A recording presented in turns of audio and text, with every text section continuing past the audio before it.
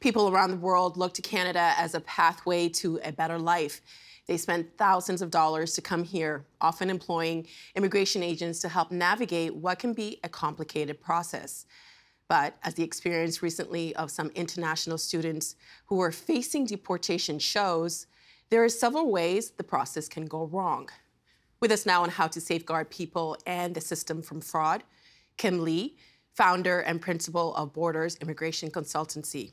Jack Kim, partner at the immigration law firm Fragelman. And Nicholas Keon, immigration reporter, Toronto Star. I really appreciate you all coming into studio for this timely discussion. Jack, I wanted to start with you. Can you give us an idea of what percentage of immigration applications in Canada are fraudulent? Yeah, I think it's very important to understand that we're not talking about a crisis in the system here. Most immigration applications are approved, they're legitimate, people have a legitimate basis to come to Canada. It's based mostly upon some categories where there could be some discretion at stake. So depending on the category, you might have 5%, 10%, 15%, but usually that's the top plateau that we've seen in government.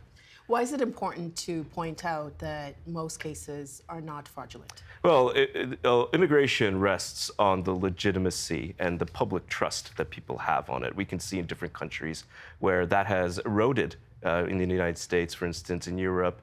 And so the public trust in the integrity of the system is very important so that people know that the people that we're bringing into the country are people that they can trust, they can be neighbors with at the end of the day. And trust is something I'm sure is going to come up throughout this discussion. Kim, what kinds of fraud are the most common in our immigration system?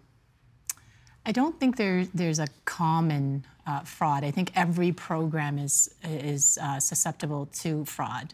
But I think document fraud would be one of the biggest ones.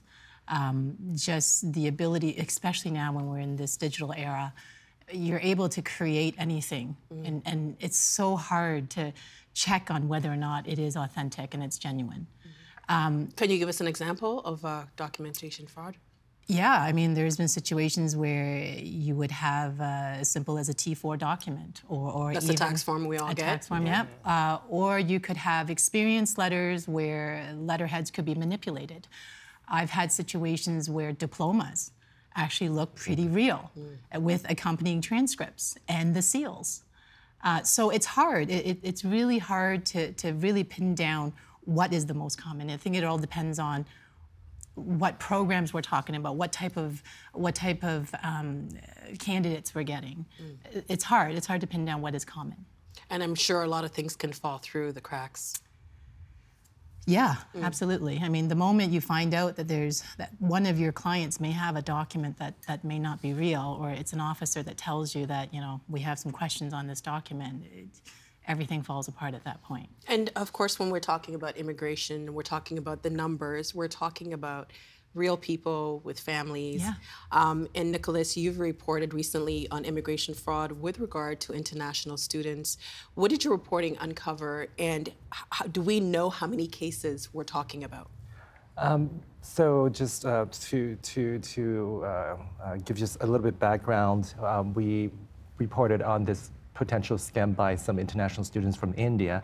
We estimated about 700 of them actually allegedly used a fake admission letter provided by an education agent, consultant to gain admission to Canada, to obtain a work permit to come to Canada.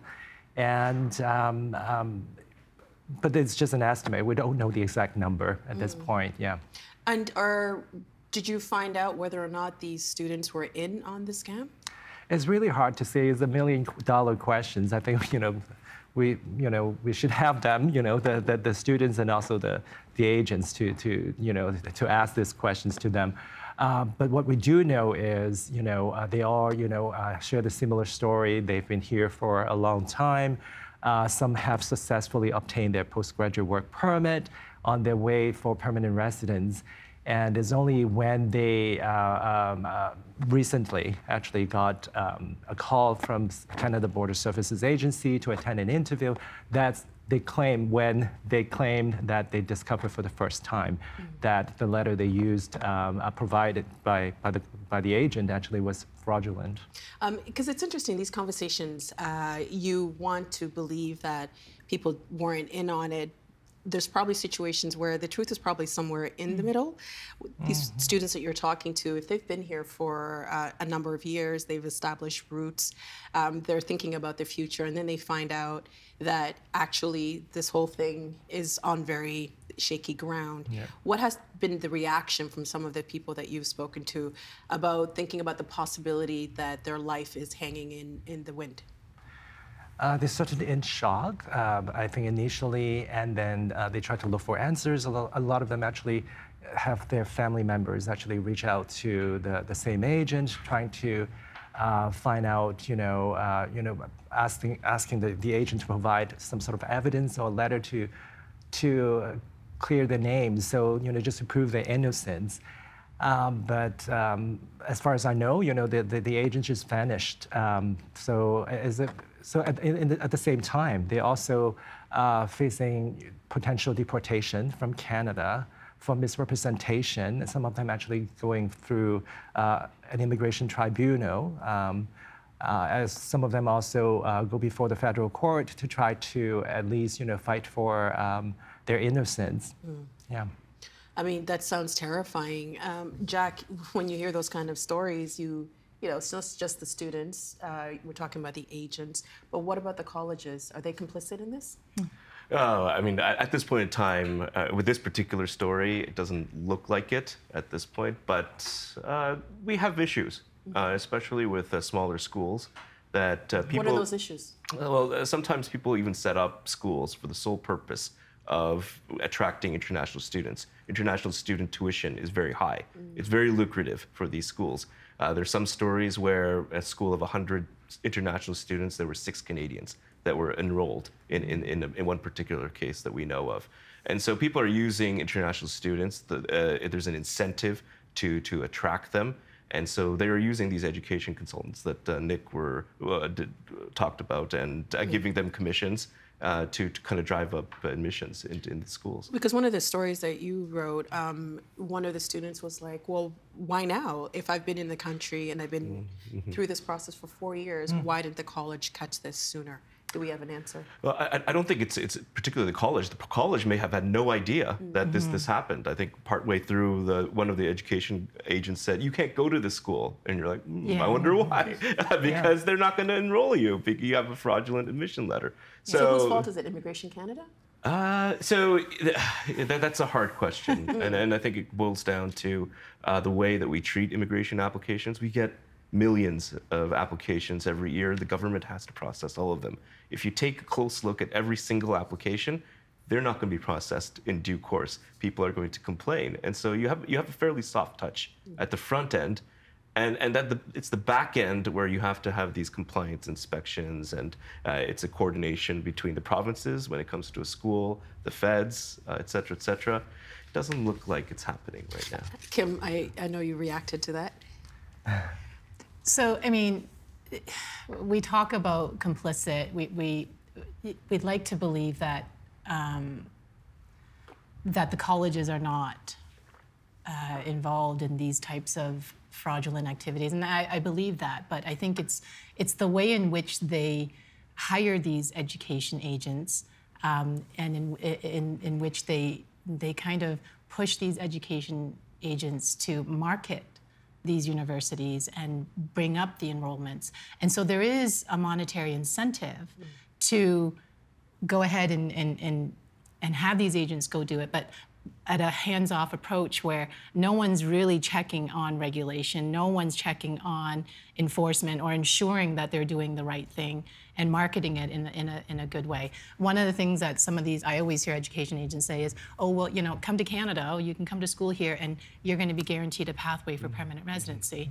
And you kind of sit there and go, well, first off, you're not authorized to say something like that. Nothing is a guarantee. And secondly, you're selling this dream that might not be a reality. And so really, what are you after? You're not after them to be here and be successful. You're here, you're after them for the money. And the colleges and universities pay this money to bring in these students. So you kind of see where the ball could drop.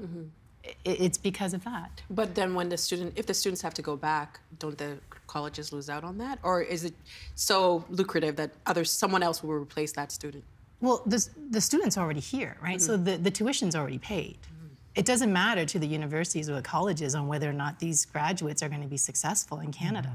All they care is that they gave you the degree and you did your studies, and that's it. After that, you know, they give you some consultation on go and apply for a postgrad work permit that Nicholas was talking about, and then you're on your own.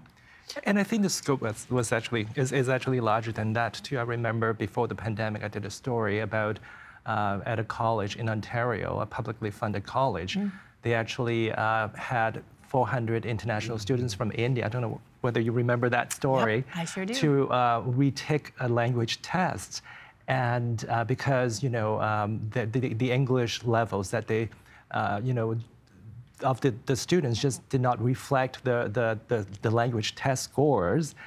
And so I think, you know, it raises a lot of question whether, you know, how did they, you know, did they have someone else to sit the exam, the language test, IELTS test for them, or how did they provide a fake test results, and how they got admission, you know, by the college. Like, I think there, you know, the point that I'm trying to make is there are many players involved. You just don't know which part, at which stage, you know, it breaks down. I guess it's important to distinguish, are these accredited colleges and universities, or?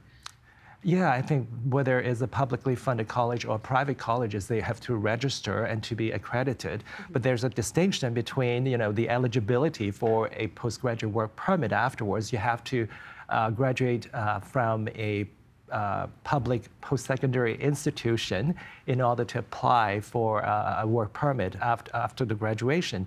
But we are seeing here in Ontario anyway, a growing number of partnerships between public and private colleges where someone studies at a private college but receive a diploma or certification from a public college, which makes the student, the graduate, eligible for an open work permit afterwards. So, and there, you know, I think that's what complicated the whole system. When you know, I feel like whenever there's a loophole, like, you know, someone would actually, you know, if it's get plugged, then the bad actors will find a new way. And you always, you know, to game the system. Well, just to build on that, Jack, you've worked as a hearings officer for Canada Border Services Agency. What is it about the current way that our system is set up that allows for fraud to go undetected? Yeah, I think in the few years I was there, our immigration system, as I alluded to, is a very soft touch system for most applications, and it's just from the sheer numbers that we have to process. I think, for instance, India, 1/3 of our immigration program comes from a country like India. And our visa offices are inundated. People have been complaining about processing times from the point of, I don't know, when Adam was a boy, right? So and I'm guessing too with the pandemic, we've also been complaining. Yes, about exactly. So when people are complaining about this, the user experience becomes a poor one. So what do? You go through applications. Visa officers have a limited number of time to go through study permit applications. And if, as Kim, you're saying, if an admission letter looks legit, then it looks legit. Yeah. The problem is that our system is based upon a back-end compliance check, and these aren't happening right now. I mean, we have them on the employer side, and I mean, even those are somewhat cursory.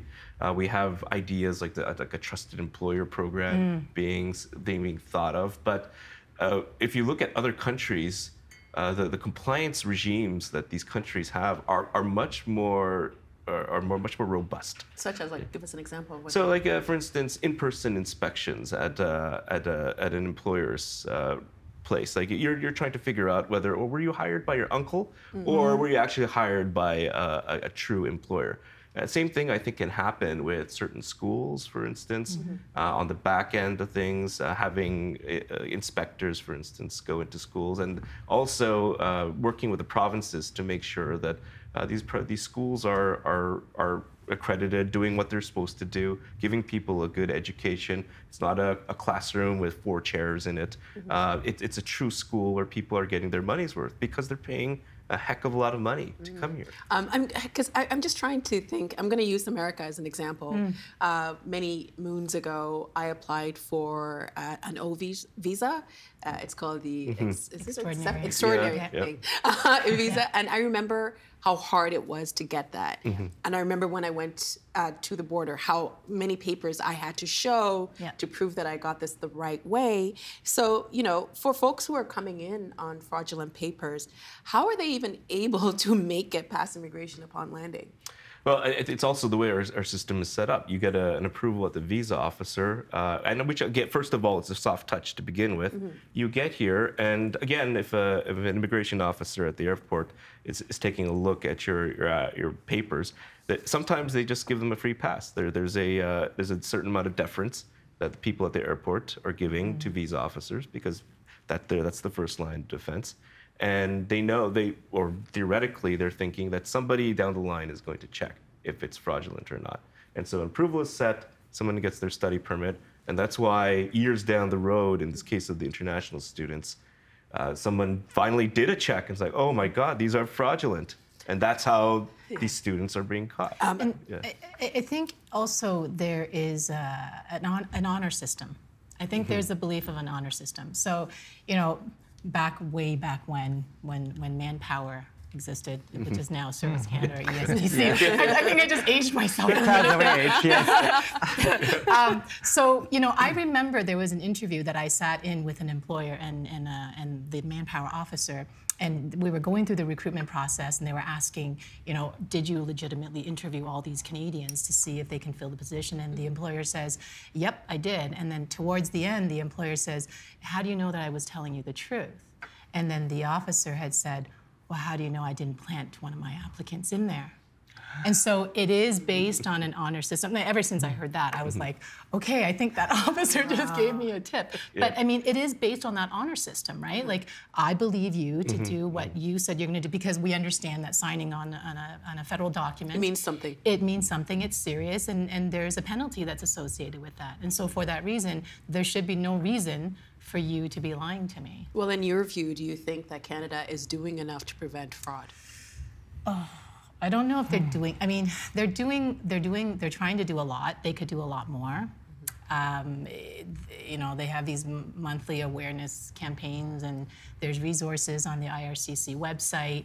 Are they doing enough? I think they can do more. And I think one of the issues, you know, I don't know whether Jack and Kim would agree. I think IRCC, the Immigration Department, has been chronically underfunded. That's been my feeling, even though, like, during the pandemic, they invested a lot more money to modernize the antiquated computer system, and also hired, you know, more than 1,250 new officers, frontline officers. But I just feel, you know, we are just catching up. And think about it, like, by 2025, we're going to bring in 500,000 permanent residents a year. I honestly don't think, you know, we have enough resources, you know, just to process applications, not to, you know, let alone talking about, you know, enforcement, right? For detection. And what's crazy is there's application fees that are paid to these, right? I mean, you would think that if you're paying these fees, that they shouldn't be underfunded. Some way, somehow. Yeah, I think so. I mean, for instance, the AI, for instance, that they're looking for, we don't have too much transparency on what that's about. No. So if you're creating an AI system to try to cull through the soft touch applications, like the low risk ones that they're talking about, but what are you basing that algorithm on? Yeah. Like, for instance, a continent like Africa, for instance, very diverse, like 85% refusal rates on certain visa types. Are you basing your algorithm on that? And if you are, then why? And I think those are some of the questions that we need to take, and the officers, the sheer number of officers too. Because you know, you mentioned the soft touch, and we know that there's a lot of people who do come, a lot of students who come into the country with the proper documentation. But I think when people are watching this or listening to this and they hear a soft touch. Do you worry that this is going to kind of foster this anti-immigration movement that seems to get, you know, I think people are very concerned about fairness? Go ahead.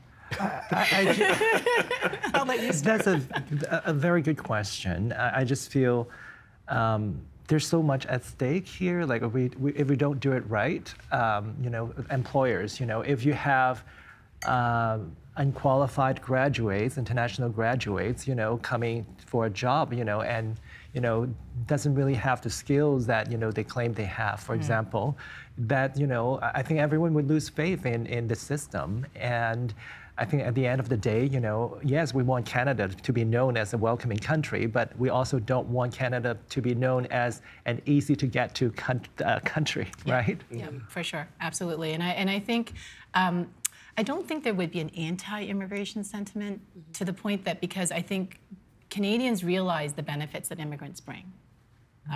Just sitting here, we're all immigrants. And so I think that, I don't think, if anything, I think that Canadians would want to actually help in protecting the system and making it a little bit more robust, rather than being turned off and saying, oh, this is a weakness, this makes us look really bad, right? And then as a sense, I don't want immigration. I think there's a reality, and I think there's an understanding that we do need immigration. Yeah, and we do. There's a consensus right now. It's a national consensus that we're very privileged to have compared to other countries right now. Does it erode the public confidence? Maybe. I think public confidence is more eroded by people who come here irregularly, so to speak. So like the Roxham Road issue or something like that. Yeah. Things that we can fix, I think the public does trust the government, but the government has to respond to that and make sure that, you know, as Kim said, there's a robust after compliance regime involved. And if that's the case, then I think Canadians will trust the fact that we need immigrants. Our demographics are showing that's the case. Yeah. And our economy certainly needs them at this point in time. Kim, in the line of work that you do you face any backlash?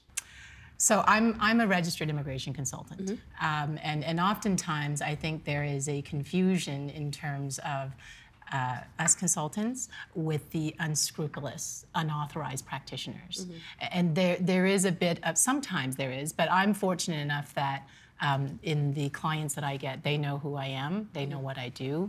I'm in my community, and so everyone knows that I'm the real deal. But oftentimes there is clamor in the industry that we, legitimate ones, are often mixed in with the unscrupulous, the agents, unauthorized agents, right? And then all of a sudden, we're kind of grouped in together. And you know, I spend the most part of my years trying to defend the fact that there is a distinction between us regulated consultants and those who are not. Tell us the difference. What is the difference between an agent and a consultant? So there's agents and then there's unauthorized practitioners, right? So the ones that are, I guess if we're talking about a hierarchy of problems, it would be the unauthorized practitioners that's causing a lot of this negativity. Then there's the education agents that are just unethical in the way they sell the dream. And who, by the way, are not regulated, right? Who are not regulated, thank you, Nicholas. And they're not, and that's the difference. We are regulated, we have a college, much like Jack has his law society. We have our college that we report to, and we go through a very rigorous training before we can even come out and be licensed. I teach at Queen's Law, and so the students that come in are all graduate students.